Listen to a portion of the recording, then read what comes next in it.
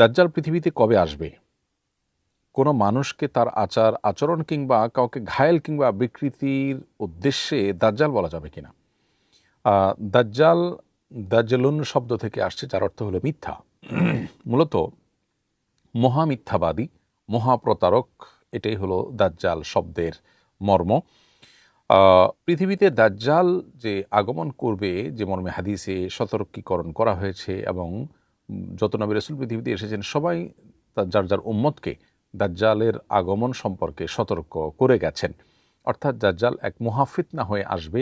সে নিজেকে পালনকর্তা দাবি করবে, আল্লাহ তাআলা তাকে কিছু অলৌকিকত্ব দিবেন যেগুলো দেখে মানুষ ভড়কে যাবে, চমকে যাবে, অনেকে তার এই ধোঁয়াশায় ফিতনায় পতিত হয়ে যাবে। আজকের পৃথিবীতে আধুনিক যুগে আমরা দেখি অনেক চমক।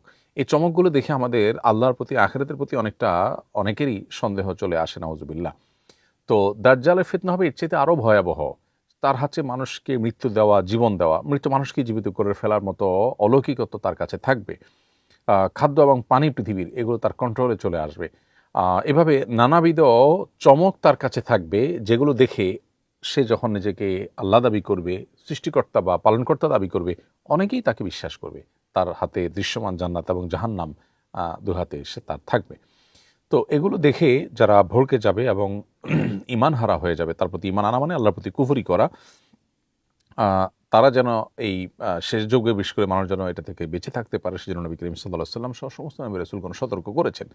তো এই দাজ্জাল আসার সময়টা হবে তখন, যখন পৃথিবীতে অনাচার এবং জুলুম, অনিয়ম, এটা যখন গোটা পৃথিবীকে ছেয়ে ফেলবে এবং ন্যায় নীতি পৃথিবী থেকে একেবারে উঠে যাবে। সেরকম ভয়াবহ পরিস্থিতি যখন আসবে, তখন দাজ্জালের আবির্ভাবের এই ঘটনাটি ঘটবে।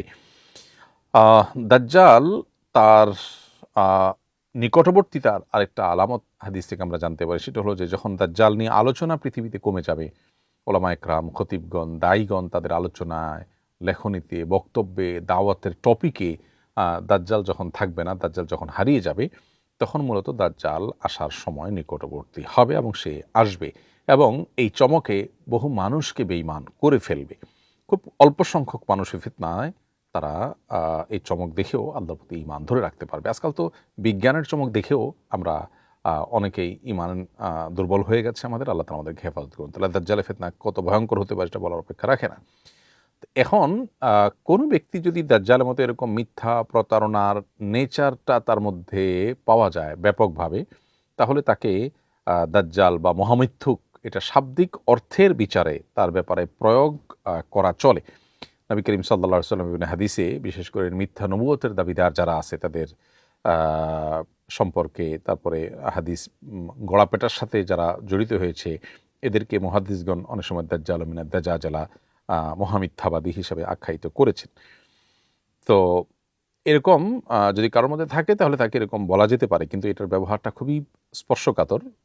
ঠুনকো বিষয়, আপনি একজনকে এত বড় একটা কথা বলে দিলেন, সেটা কিন্তু বলা উচিত নয়।